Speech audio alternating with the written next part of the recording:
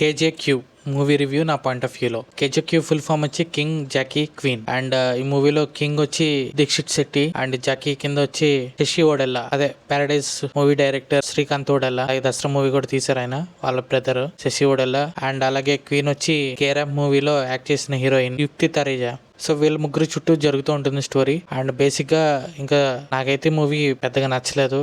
కొన్ని సీన్స్ మట్టుకు బాగున్నాయి, అదే తప్ప మిగతా మూవీ అంతా రెగ్యులర్ మూవీ లాగే ఉంది. అండ్ ఇంకా స్టోరీలోకి వెళ్తే దీక్షిత్ శెట్టి అండ్ శశి ఓడెల్లా ఇద్దరు ఒక సిచ్యుయేషన్ వల్ల ఫ్రెండ్స్ అవుతారు. అప్పటి నుంచి వీళ్ళు రౌడీజం చేస్తూ ఉంటారు. అక్కడి నుంచి స్టెప్ బై స్టెప్ ఎదుగుతూ ఉంటారు. ఒక ఏరియా నుంచి హైదరాబాద్ ని శాసించే స్టేజ్ వరకు ఎదుగుతారు. ఆ ఎదిగే టైంలోనే దీక్షిత్ శెట్టికి ఆల్రెడీ ఒకరితో పెళ్ళైపోతుంది.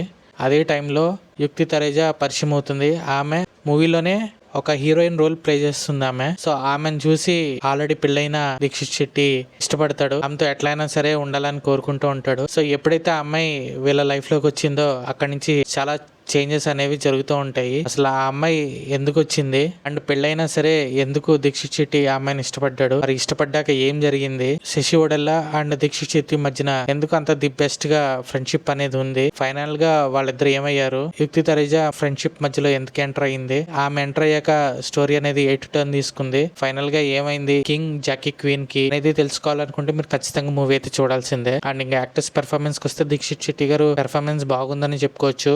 కొన్ని ఎమోషనల్ సీన్స్ లో దానిలో బాగా పెర్ఫార్మ్ చేశారు ఆయన. అండ్ ఈవెన్ శశి ఓడెల్లా కూడా ఆయన కూడా పెర్ఫార్మెన్స్ బాగుంది, మంచి ఎమోషనల్ సీన్స్, చాలా న్యాచురల్ గా ఉంది ఆయన పెర్ఫార్మెన్స్. అండ్ ఇంకా హీరోయిన్ క్యారెక్టర్ లో యుక్తి తరేజా కూడా పెర్ఫార్మెన్స్ జస్ట్ ఓకే బాగానే ఉంటుంది. ఆమె చుట్టూరు కూడా స్టోరీ జరుగుతూ ఉంటుంది. అండ్ వీళ్ళే కాక ఇంకా మురళీధర్ గారు ఉన్నారు, చాలా మంది క్యారెక్టర్స్ ఉన్నాయి, వాళ్ళందరూ పెర్ఫార్మెన్స్ బాగానే ఉంటుంది. అండ్ ఇంక ఈ మూవీని డైరెక్ట్ చేసింది కేకే గారు, అదే కిరణ్ కుమార్ గారు. యాక్చువల్లీ అన్ఫార్చునేట్లీ ఈయన మూవీ రిలీజ్ అవ్వక ముందే చనిపోయారు. అండ్ ఈయన ఆల్రెడీ ప్రీవియస్ గా నాగార్జున గారితో కేడి అనే మూవీ తీసారు, అది చాలా బాగుంటుంది. అది పెద్దగా అందరికి నచ్చలేదు, కానీ ఈ టైంలో కనుక వచ్చి ఉంటే బాగుండేది మూవీ. కొన్ని సీన్స్ అయితే చాలా బాగుంటుంది, ఆ ఎమోషనల్ సీన్స్ చాలా బాగుంటాయి.